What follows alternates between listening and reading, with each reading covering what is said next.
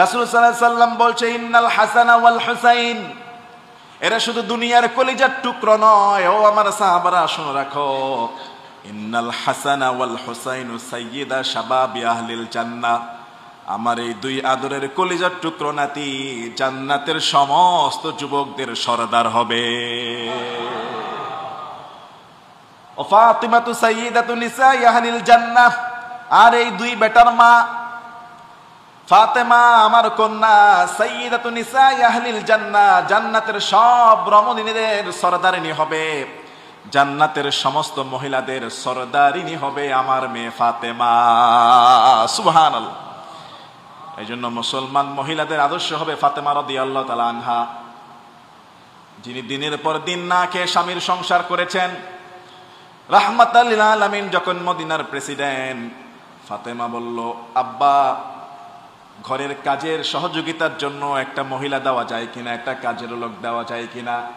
রাসূল বললেন, ফাতেমা কাজের লোক লাগবে না, রাতে ঘুমানোর সময় সুবহানাল্লাহ 33, আলহামদুলিল্লাহ 33, আল্লাহু আকবার 34 পড়বা, কাজের মধ্যে শক্তি দান করে দিবেন কে?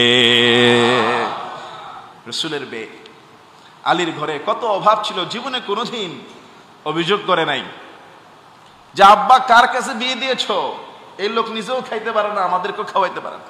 আহা, কত ভালোবাসতেন আলীকে। আল্লাহ পাক রব্বুল আলামিন সূরা আহজাব, একটু আগে আমি তেলাওয়াত করেছি আপনাদের সামনে, সূরা আহজাব 22 নম্বর পারার প্রথম পৃষ্ঠা 33 নম্বর আয়াতে আল্লাহ তাআলা ইরশাদ করেছেন, ইন্নামা ইউরিদুল্লাহু লিইউযহিবা আনকুমুর রিজসা আহলাল বাইত ওয়া ইউতাহহিরাকুম তাতহীরা। আল্লাহ চায় আহলে বাইতদের থেকে অপবিত্রতাকে দূর করে দিয়ে তাদেরকে সব সময় পবিত্র রাখতে, পবিত্র করে দিতে। আহলে বাইত কোরআনের শব্দ। আল্লাহ বলছে, আমি চাই যারা আহলে বাইত তাদের মধ্যে যদি কোনো দোষ থাকে, ত্রুটি থাকে, অপবিত্রতা থাকে, আমি আল্লাহ চাই এই অপবিত্রতাকে দূর করে দিয়ে আহলে বাইতকে পবিত্র রাখতে, পবিত্র করে দিতে। সুবহানাল্লাহ।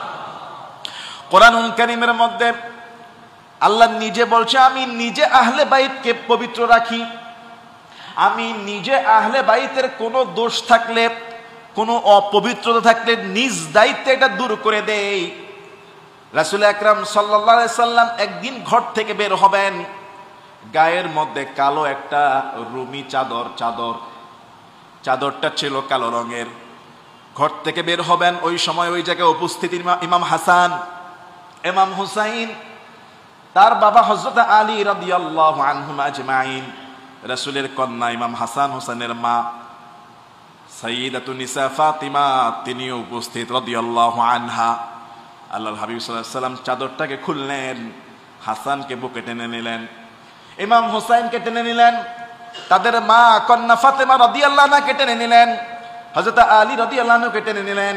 এই চারজনকে বুকে নিয়ে আল্লাহর হাবিব চাদরটা দিয়ে ঢেকে দিয়ে বলছে, এরাই আমার আহলে বাইত, এরাই আমার পরিবারের সন্তান, এরাই হলো আমার উত্তরাধিকারী বংশধর।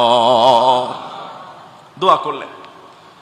এইভাবে রাসূল সাল্লাল্লাহু আলাইহি সাল্লাম এটা বলে তখন তিনি নিজে পড়লেন, ইন্নামা ইউরিদুল্লাহু লিইউযহিবা আনকুমুর রিজসা আহলাল বাইত ওয়া ইউতাহহিরাকুম তাতহীরা। রাসূল আয়াত তেলাওয়াত করলেন, এরাই আমার আহলে বাইত, আল্লাহ চায় এদের কাছ থেকে অপবিত্রতাকে দূর করে দিতে, এদেরকে পবিত্র করতে।